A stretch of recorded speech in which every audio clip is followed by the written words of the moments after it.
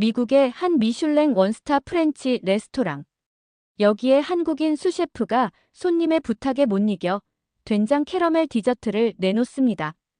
하지만 콧대 높은 수석 셰프는 이런 말을 합니다. 다시는 내 주방에서 그런 냄새 나는 거 올리지 마. 한국인 수셰프가 만든 요리를 비웃은 오만한 셰프. 하지만 연이은 악재 속에서 레스토랑은 문 닫을 위기에 처하는데요. 그런 와중에 스타 셰프가 180도 변하게 되는 사건이 벌어집니다. 과연 그는 어떻게 변했을까요? 미슐랭 스타 셰프가 무릎 꿇은 한식에 대한 사연, 지금부터 시작합니다. 안녕하세요. 저는 로건 월터스, 미슐랭 원스타 프렌치 레스토랑 노블 셀라르의 오너 셰프입니다. 52살의 나이로 여전히 주방을 지키고 있죠. 프랑스 본토에서 15년간 수련한 제 요리 철학은 단 하나입니다. 전통은 지켜져야 한다. 그리고 프랑스 요리는 그 자체로 완벽하다는 것. 어느 화창한 봄날, 제 레스토랑 주방에 낯선 냄새가 퍼졌습니다. 처음엔 무슨 냄새인지 몰랐어요. 하지만 곧 코를 찌르는 묘한 발효향이 주방 전체를 감쌌죠. 점점 화가 치밀어 올랐어요. 마침내 참지 못하고 주방을 향해 소리쳤습니다. 주방이 순식간에 조용해졌어요. 모든 셰프들이 손을 멈추고 저를 바라봤죠. 그때 주방 한쪽에서 조용한 목소리가 들렸습니다. 고개를 돌려보니 우리 주방에 새로운 수셰프 김유진이 서 있었어요. 33살의 한국인, 프랑스에서 요리를 전공했지만 한국으로 돌아가 전통 한식까지 익혔다는 셰프죠. 김유진은 그 냄새의 정체가 된장이라고, 한국 전통 발효장이라고 설명했습니다. 평소 과묵하고 예의 바른 성격의 실력은 인정했지만 이건 너무했어요. 저는 여기가 프렌치 레스토랑이라는 점을 강조하며 개인적인 취향을 반영할 곳이 아니라고 날카롭게 지적했습니다. 김유진은 고개를 숙이면서도 눈빛은 단호했어요. 그는 이 된장이 케이크에 들어가는 캐러멜 소스를 위한 실험 재료였다고 설명했습니다. 프랑스 디저트에 한국 전통 재료를 더하면 새로운 깊이가 생길 것 같다는 그의 생각이었죠. 순간 웃음이 나왔습니다. 프랑스 디저트에 된장이라니. 서커스에서나 볼 법한 아이디어였어요. 저는 그런 건 서커스에나 어울릴 음식이라며 우리 레스토랑에는 필요 없다고 단호하게 거절했습니다. 그날 밤 예상치 못한 일이 벌어졌어요. VIP 손님이 디저트를 3번이나 거절한 겁니다. 그때 우리 서버 샬럿이 주방으로 들어와 유진과 짧게 대화를 나눈 후 몰래 준비한 무언가를 들고 홀로 나갔죠. 저는 그것을 목격했습니다. 분명 유진의 된장 캐러멜 디저트였어요. 당장 달려가 말려야 했지만 발이 떨어지지 않았습니다. 샬럿이 테이블에 그 디저트를 내려놓는 모습을 멍하니 지켜봤죠. 그 디저트가 손님 앞에 놓이고 저는 숨죽인 채 홀 쪽을 응시했습니다. 그 순간만큼은 시간이 멈춘 것 같았어요. 손님은 천천히 숟가락을 들어 디저트를 맛보았죠. 처음에는 특별한 반응이 없었습니다. 그저 묵묵히 음미하는 모습이었어요. 하지만 2번째 숟가락, 3번째 숟가락을 떠먹을 때마다 그의 표정이 미묘하게 변해갔습니다. 그리고 예상치 못한 일이 벌어졌어요. 나이 지긋한 그 신사분의 눈가에 눈물이 맺히는 것이 보였습니다. 처음에는 제가 잘못 본 줄 알았죠. 하지만 분명 그 손님은 디저트를 먹으며 눈물을 흘리고 있었어요. 홀 전체가 조용해졌습니다. 다른 손님들도 그 모습을 의아하게 바라봤죠. 샬럿이 조심스레 다가가 손님에게 무슨 일이 있는지 물었습니다. 그때 그 손님이 한 말은 지금도 제 귀에 생생합니다. 잊고 있던 기억의 맛이었어요. 그 한마디가 저를 얼어붙게 만들었어요. 음식이 기억을 불러일으킨다. 제게 음식은 항상 기술이었고 정확성이었고 전통이었습니다. 하지만 기억이라니요. 나중에야 알게 된 사실이지만 그 손님은 뉴욕타임즈의 유명한 식문화 평론가였어요. 다음 날 아침 그의 SNS 계정에는 노블 셀라르의 신비로운 된장 캐러멜 디저트에 대한 극찬이 올라왔습니다. 몇 시간 만에 수천 개의 좋아요와 공유가 쌓였죠. 예약 전화는 끊임없이 울렸고 다음 2달 예약이 하루 만에 마감되었습니다. 하지만 저는 전혀 기쁘지 않았어요. 오히려 무너진 자존심에 화가 치밀어 올랐죠. 15년 동안 쌓아온 제 요리 철학이 무너지는 것 같았습니다. 전통 프렌치 요리가 아닌 이국적인 재료로 만든 퓨전 디저트 때문에 레스토랑이 주목받는다는 것은 저에게 모욕이었어요. 더구나 그건 제 창작물도 아니었습니다. 그날 밤 영업이 끝나고 주방은 조용했어요. 직원들은 하나둘 퇴근했고 남은 건 유진과 저뿐이었죠. 주방 한쪽에서 유진은 내일을 위한 된장 소스를 준비하고 있었습니다. 저는 그 모습을 지켜보다가 참을 수 없는 분노가 치밀어 올랐어요.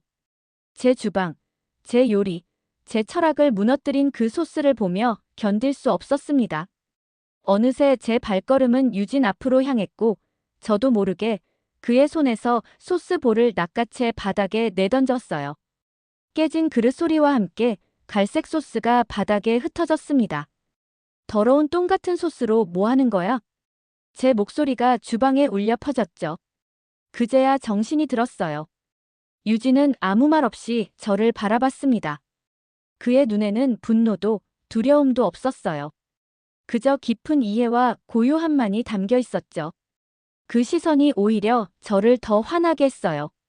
유진은 묵묵히 무릎을 꿇고 깨진 그릇 조각을 주워 담기 시작했습니다. 주방 문 쪽에서 소리가 들려 돌아보니 몇몇 직원들이 그 광경을 목격하고 있었어요. 그들의 눈빛에서 저는 처음으로 실망감을 읽었습니다. 아무 말 없이 그들은 유진에게 다가가 함께 바닥을 닦기 시작했어요. 사태는 거기서 끝나지 않았습니다. 오히려 더 큰 폭풍이 몰려오고 있었죠. 그날 아침, 저는 평소처럼 신문을 읽고 있었어요. 그러다 뉴욕 푸드 매거진 인터뷰 기사에서 눈에 익은 이름을 발견했습니다. 에반 블레이크. 미슐랭 투스타를 가진 제 오래된 라이벌이죠. 에반은 언제나 미디어의 총하였습니다. 화려한 외모와 트렌디한 요리로 젊은 고객층의 사랑을 받았어요. 과거 제 밑에서 일했던 적도 있었지만 우리는 요리 철학이 달랐죠. 저는 전통을, 에반은 혁신을 추구했으니까요. 기사 내용은 충격적이었습니다. 에반은 저를 겨냥해 독설을 퍼부었어요. 로건은 박제된 셰프야. 시대가 변했는데 혼자 과거에 갇혔지. 매번 똑같은 정통 요리는 정말 지겨워. 가슴이 내려앉는 기분이었습니다. 콧대 높은 프랑스 셰프들 사이에서도 인정받았던 제 요리를 지겹다고 표현한 것이 분노를 일으켰어요. 하지만 더 큰 문제는 이 기사가 불씨가 되어 다른 문제들로 번져나갔다는 점이었습니다. 다음 날 레스토랑의 주요 투자자 한 명이 전화를 걸어왔죠. 그는 에반의 인터뷰를 읽었다며 투자금을 철회하겠다는 뜻을 밝혔습니다. 시대에 뒤떨어진 레스토랑에 더 이상 돈을 쏟을 수 없다는 이유였어요. 그것은 시작에 불과했습니다. 예약 취소 전화가 줄을 이었고 10년 넘게 찾아주던 단골 손님들도 발길을 끊었어요. 주방 분위기는 살얼음판이 되었습니다. 직원들은 눈치를 보며 조심스레 움직였고 저는 예민해진 신경으로 모든 실수에 날카롭게 반응했죠. 그러던 중 충격적인 장면을 목격했어요. 한 스태프가 몰래 유진의 레시피를 사용하고 있었던 겁니다. 그것도 우리 시그니처 요리에 된장을 섞어 손님에게 내고 있었어요. 순간 핏줄이 다 터질 것 같았습니다. 주방 전체가 조용해졌고 모두의 시선이 저를 향했죠. 참을 수 없는 분노가 치밀어 올랐어요. 그 스태프에게 소리를 지르고 있었지만 제 분노의 화살은 유진을 향해 있었습니다. 너 하나 때문에 주방이 무너졌어. 제 목소리가 주방 전체에 울려 퍼졌어요. 모든 사람들이 숨을 죽였습니다. 유진의 표정이 처음으로 흔들렸어요. 그동안 어떤 상황에서도 침착함을 잃지 않았던 유진이 상처받은 눈빛을 보였죠. 하지만 곧 그 눈빛은 단단한 결의로 바뀌었습니다. 그날 영업이 끝나고 유진은 아무 말 없이 자신의 칼을 정리했어요. 평소보다 더 꼼꼼하게 모든 것을 깨끗이 닦고 제자리에 놓았습니다. 마지막으로 제 사무실을 향해 걸어갔죠. 무슨 일인지 궁금했지만 저는 애써 무시했어요. 그리고 다음 날 아침, 제 책상 위에는 유진의 사직서가 놓여 있었습니다. 깔끔한 필체로 쓰인 한 장의 종이. 그 안에는 긴 설명도 원망도 없었어요. 단지 그의 시간이 여기서 끝났다는 짧은 문장뿐이었죠. 갑자기 가슴이 텅 비는 느낌이 들었습니다. 그제야 제가 뭘 잃어버렸는지 깨달았어요. 그날 밤 영업을 마치고 텅 빈 주방에 홀로 남았습니다. 온갖 생각이 머릿속을 맴돌았어요. 왜 이렇게 됐을까? 내가 뭘 잘못했을까? 그때 문득 며칠 전 된장 캐러멜 디저트를 맛본 그 노신사의 말이 떠올랐습니다. 된장은 어쩌면 이건 치유의 맛일지도 몰라요. 텅 빈 주방에서 혼자 남겨진 저는 처음으로 제 요리 인생을 돌아봤습니다. 수많은 찬사와 별점, 화려한 타이틀. 하지만 지금 이 순간 그것들은 모두 공허하게 느껴졌어요. 제가 잊고 있던 무언가, 정말 중요한 무언가를 놓치고 있다는 생각이 들었습니다. 유진의 빈자리가 이토록 크게 느껴질 줄은 몰랐어요. 그리고 된장 한 숟갈이 제 인생을 이렇게 뒤흔들 거라고는 상상도 못했죠. 유진이 떠난 후 저는 레스토랑에서 마치 유령처럼 지냈습니다. 몸은 그곳에 있었지만 영혼은 다른 곳에 있는 듯했죠. 주방은 그 어느 때보다 조용했고 직원들은 제 눈치를 살피며 조심스럽게 움직였습니다. 손님들은 점점 줄어갔고 미슐랭 스타를 잃을지도 모른다는 불안감이 저를 괴롭혔어요. 하지만 제 자존심은 여전히 제가 틀렸다는 사실을 인정하지 못하게 했습니다. 그러던 어느 날 오후, 한 노신사가 레스토랑을 찾아왔어요. 77세쯤 되어 보이는 품위 있는 백발의 신사였습니다. 노신사는 손자로 보이는 젊은이와 함께 입장했어요. 자리에 앉자마자 서버에게 무언가를 물어보는 모습이 보였고 곧 샬럿이 주방으로 들어왔습니다. 셰프님, 손님께서 특별히 요청하신 게 있어요. 저는 심드렁하게 물었죠. 무슨 특별 요청인지. 샬럿은 조심스럽게 말했습니다. 그 손님이 예전에 먹은 단맛 나는 고기 요리를 다시 먹을 수 있는지 물었다는군요. 순간 가슴이 철렁 내려앉았습니다. 유진의 요리를 말하는 것이 분명했어요. 그런 메뉴는 없습니다. 제 목소리는 차갑게 울렸습니다. 하지만 샬럿은 물러서지 않고 조심스럽게 덧붙였어요. 그건 김유진 셰프가 만든 특별식이었으며 노신사의 손자가 알레르기가 심해서 특별히 준비한 음식이었다고요. 저는 샬럿을 노려보았으나 그녀의 진심 어린 눈빛에 한숨을 내쉬었습니다. 손님을 모시고 와요. 노신사는 정중하게 제게 인사했습니다. 제 이름을 알고 있었고 제 요리에 대한 존경심을 표했어요. 그리고는 조용히 말했습니다. 그가 한국전쟁 참전 용사라는 사실, 그리고 유진이 만들어준 그 불고기 요리가 특별했다는 것을. 노인의 눈빛이 갑자기 먼 곳을 바라보는 듯 변했어요. 그때 먹었던 그 고기 맛에 한국의 어느 할머니가 나눠준 따뜻한 밥상이 떠올랐습니다. 그 말에 저는 갑자기 말문이 막혔습니다. 노인의 주름진 얼굴에는 70년 전 기억이 생생하게 살아있었어요. 제 요리가 아닌 유진의 요리가 그토록 오래된 기억을 불러일으켰다는 사실이 충격으로 다가왔죠. 전쟁의 한복판에서 낯선 나라의 할머니가 건넨 한 끼 식사. 그 따뜻함이 반세기가 넘는 시간을 건너 다시 살아난 것입니다. 제가 확인해 보겠습니다.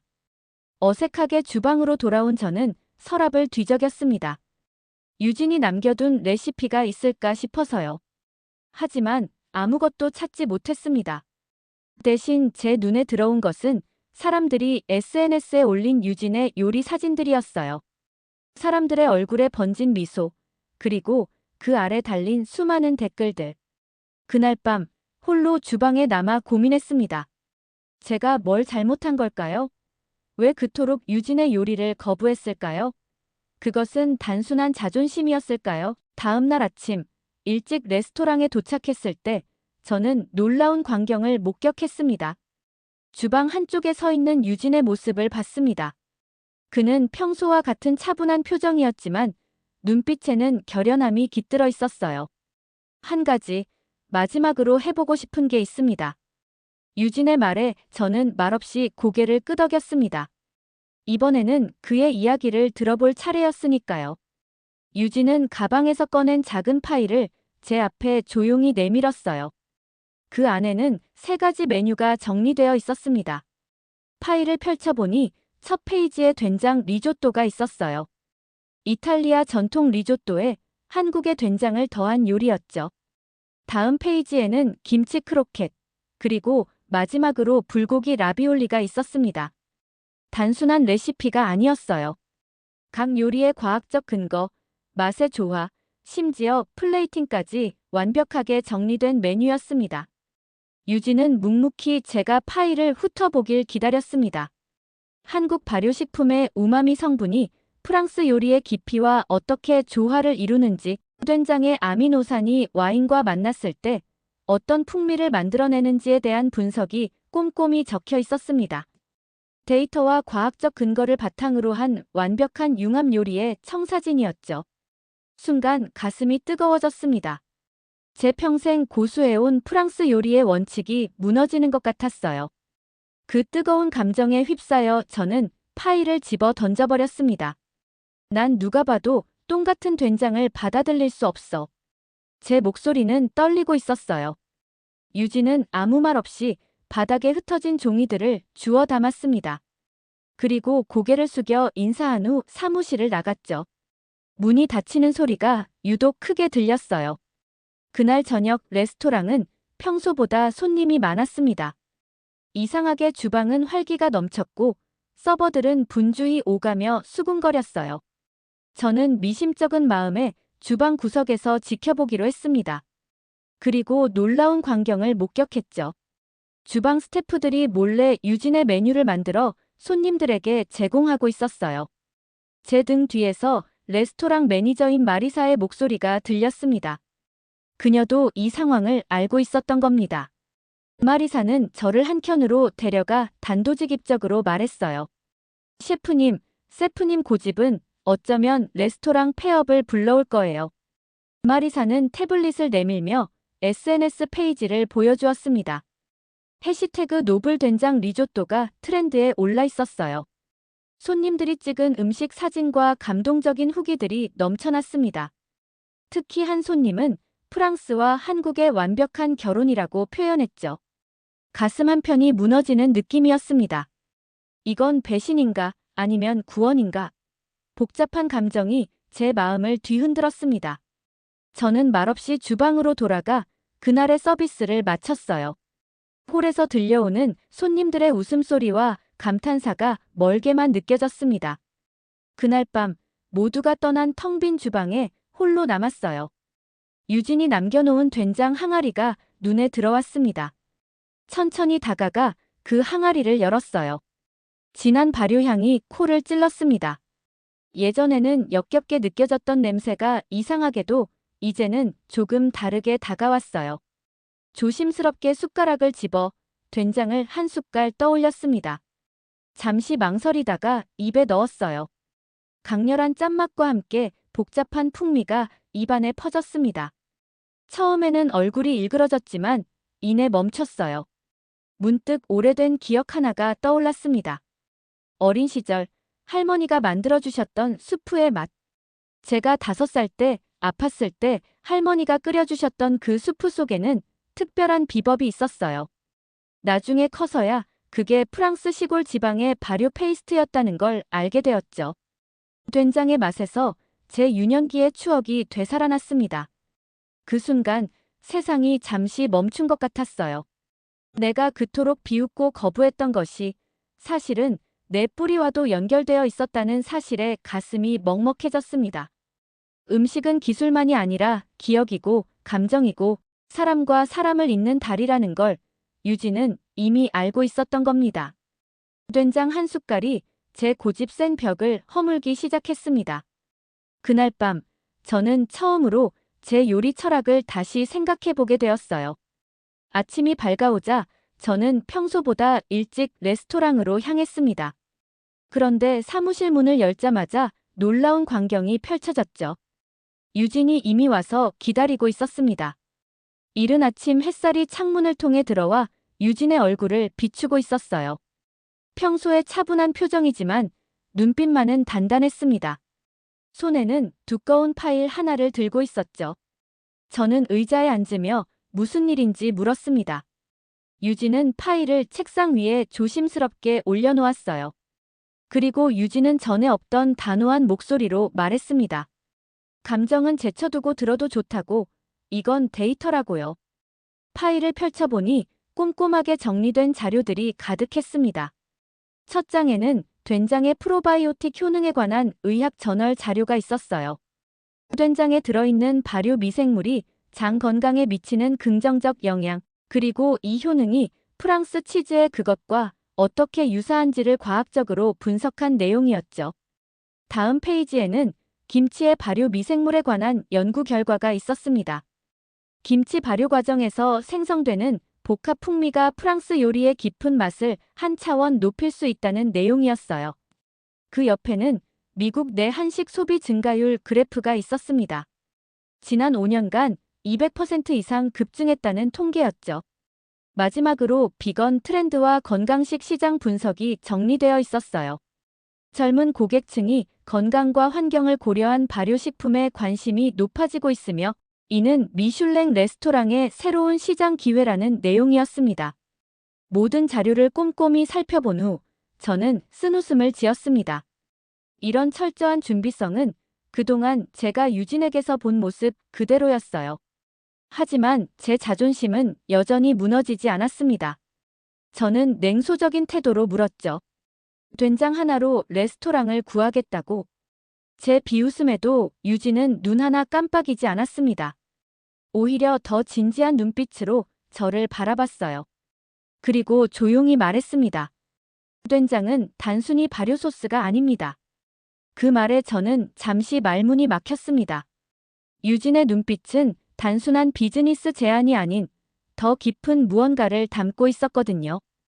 요리에 대한 진심, 사람들에게 감동을 주고 싶은 마음, 그리고 전통과 혁신 사이에 다리를 놓고 싶은 열망이 담겨 있었습니다. 바로 그 순간 사무실 문이 열리며 마리사가 들어왔어요. 언제나처럼 단정한 차림의 마리사는 태블릿을 손에 들고 있었습니다. 그녀는 업무 보고를 하듯 담담히 말했어요. VIP 손님 2분, 된장 리조또 2번 시켰고 내일 또 예약하신답니다. 저는 마리사와 유진을 번갈아 바라봤습니다. 두 사람 모두 냉정한 표정이었지만 눈빛만은 기대감으로 빛나고 있었죠. 문득 어젯밤 된장 맛을 보며 떠올렸던 어린 시절 기억이 다시 머릿속을 스쳤습니다. 할머니의 따스한 손길, 그리고 그 맛에 담긴 사랑. 고집과 자존심은 여전했지만 내면 깊은 곳에서 무언가가 조금씩 변하고 있었어요. 데이터는 거짓말을 하지 않았습니다. 손님들의 반응, 시장의 추세, 그리고 무엇보다 제 입맛까지도 변화를 원하고 있었죠. 저는 처음으로 미소를 지었습니다. 그것도 오랜만에 진심 어린 미소였어요. 좋아. 하지만 내 방식대로 선보인다. 제 목소리에는 여전히 고집이 묻어났지만 그것은 이제 거부가 아닌 합의를 향한 첫걸음이었습니다. 유진의 얼굴에도 미소가 번졌어요. 처음 보는 환한 미소였습니다. 마리사는 만족스러운 표정으로 고개를 끄덕였죠. 그날 오후, 우리는 주방에 모였습니다.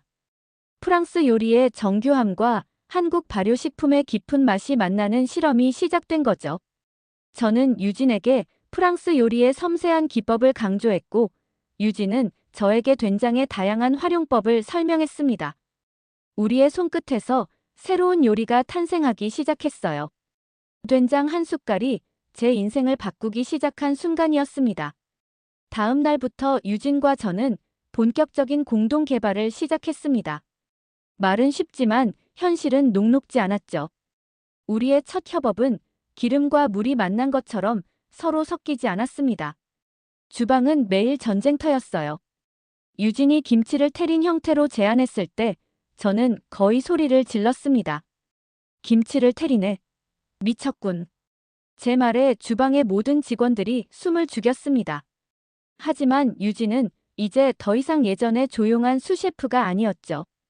그는 제 눈을 똑바로 바라보며 단호하게 말했습니다. 프랑스 요리만이 답은 아닙니다. 그 말에 저는 잠시 말문이 막혔습니다. 유진의 눈빛은 단순한 비즈니스 제안이 아닌 더 깊은 무언가를 담고 있었거든요. 그러던 어느 날 결정적인 사건이 벌어졌습니다.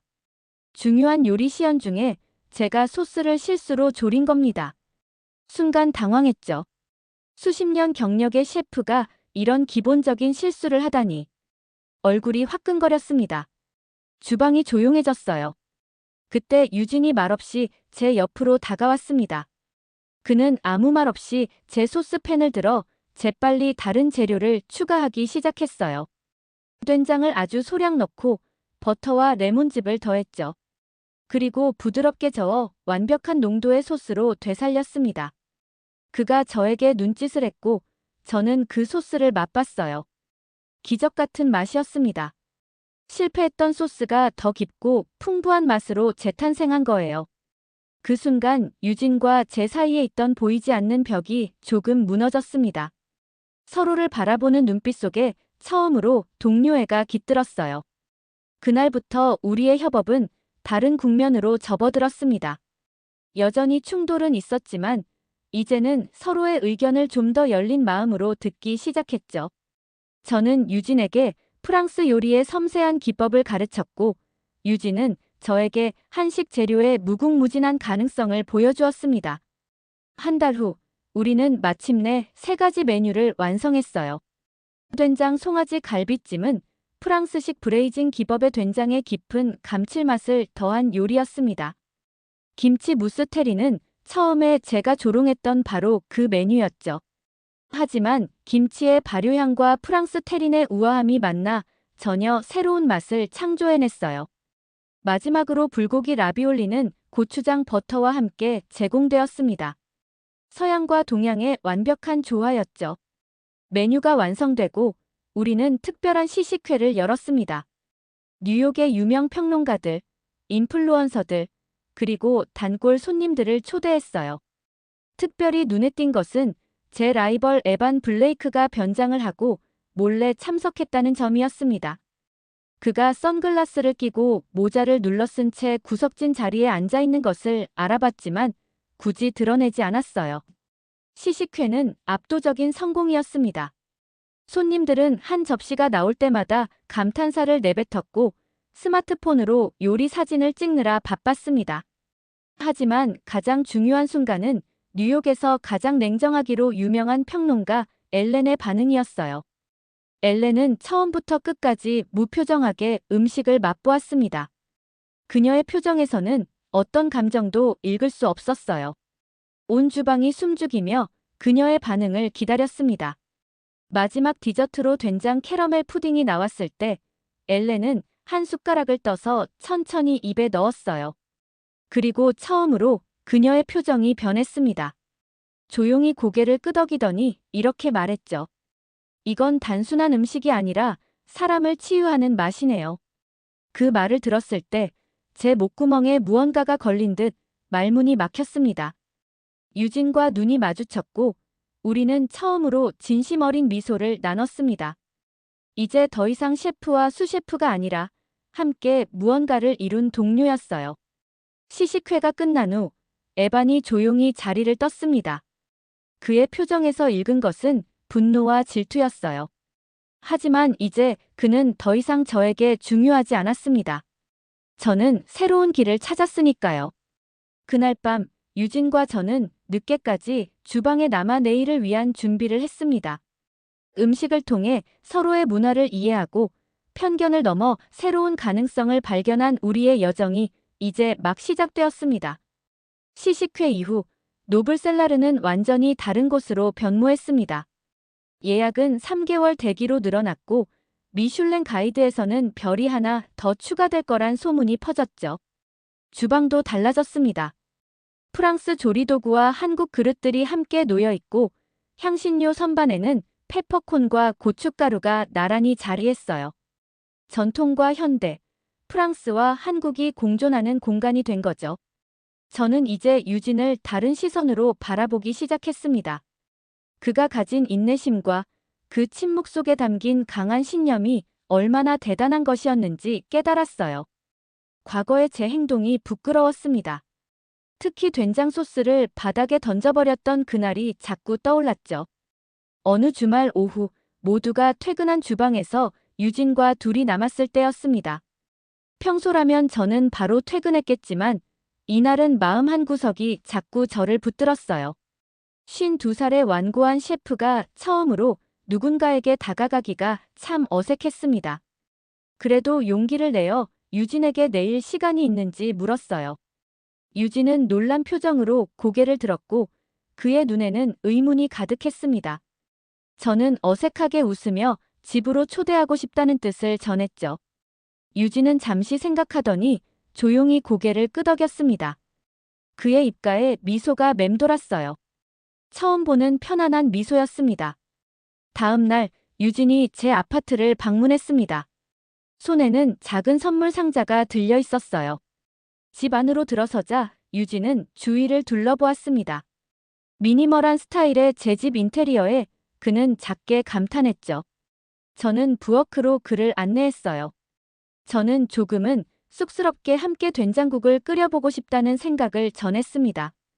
유진의 눈이 커졌고 처음으로 크게 웃었어요. 그 웃음소리가 제 집안을 환하게 밝히는 것 같았습니다. 저는 전날 밤 인터넷에서 된장국 레시피를 검색했지만 직접 배우고 싶다는 마음을 전했습니다. 우리는 함께 에이프런을 메고 요리를 시작했습니다. 유진은 된장을 물에 풀어 맛을 내는 법, 두부를 넣는 순서, 파를 어떻게 썰어야 하는지 하나하나 알려주었어요. 처음으로 우리는 셰프와 수셰프가 아닌 그저 요리를 함께 즐기는 두 사람으로 있었습니다. 된장국이 팔팔 끓기 시작하자 그 특유의 향이 주방 전체에 퍼졌어요. 유진은 조심스레 된장 냄새가 아직 거슬리는지 물었습니다. 저는 깊게 숨을 들이마시고 웃으며 이제는 그것이 향기처럼 느껴진다고 답했습니다. 유진도 미소 지었죠. 그 순간 저는 오랫동안 잊고 있었던 감정을 느꼈어요. 요리의 본질, 음식이 가진 따뜻함과 위로, 그리고 나눔의 기쁨. 제가 어릴 적 요리사를 꿈꾸게 된 바로 그 이유들이었죠. 된장국이 완성되어 우리는 소박하게 차려진 식탁에 마주 앉았습니다. 뜨거운 밥과 된장국, 간단한 반찬들. 레스토랑의 화려한 요리들과는 달랐지만 이상하게도 더 큰 만족감이 느껴졌어요. 첫 숟가락을 떠서 입에 넣었을 때 가슴 깊은 곳에서 무언가가 울컥 올라왔습니다. 그 맛은 예상과 달리 복잡하고 깊었어요. 짠맛, 단맛, 감칠맛이 균형을 이루며 입안에 퍼졌습니다. 그리고 무엇보다 그 안에서 저는 묘한 편안함을 느꼈어요. 유진과 함께 조용히 식사를 이어가던 중 저는 문득 깨달음을 얻었습니다. 요리는 기술이나 명성이 아니라 사람의 마음을 어루만지는 것. 그것이 진정한 요리의 의미였습니다. 저는 숟가락을 내려놓고 조용히 이제야 셰프가 된 기분이라고 고백했습니다. 유진은 눈을 크게 뜨고 저를 바라봤고 깊이 고개를 끄덕였죠. 말이 필요 없는 순간이었습니다. 우리는 서로의 눈빛만으로도 충분히 이해했어요. 그날 이후 노블셀라르는 진정한 의미에서 새롭게 태어났습니다. 우리는 프랑스 요리의 정교함과 한국 음식의 깊이를 결합한 새로운 메뉴들을 계속 개발했어요. 그리고 뉴욕타임즈의 첫 페이지를 장식한 리뷰로 인해 레스토랑은 전 세계적인 주목을 받기 시작했습니다. 유명 셰프들이 저희 레스토랑을 방문하기 위해 줄을 섰고 음식 학교에서는 저희의 요리 철학에 대한 강연 요청이 쇄도했습니다. 심지어 라이벌이었던 에반 블레이크마저 자신의 레스토랑에 한국 재료를 도입하기 시작했다는 소식이 들려왔어요. 그 모든 변화는 절대 입에 대지 않겠다던 된장 한 숟갈에서 시작됐습니다. 한 숟갈의 용기, 한 숟갈의 변화, 그리고 한 숟갈의 기적이었죠. 이제 저는 알게 되었습니다. 진정한 요리는 완벽함을 추구하는 것이 아니라 마음을 열고 새로운 가능성을 받아들이는 데서 시작된다는 것을요.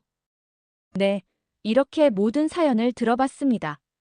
한때 고추장도 몰랐던 서양 셰프가 이제는 된장 한 스푼에 사람을 울릴 줄 아는 요리사가 되었네요. 그리고 그 변화의 중심에는 한식과 한국인 특유의 진심, 정성, 전통이 있었습니다.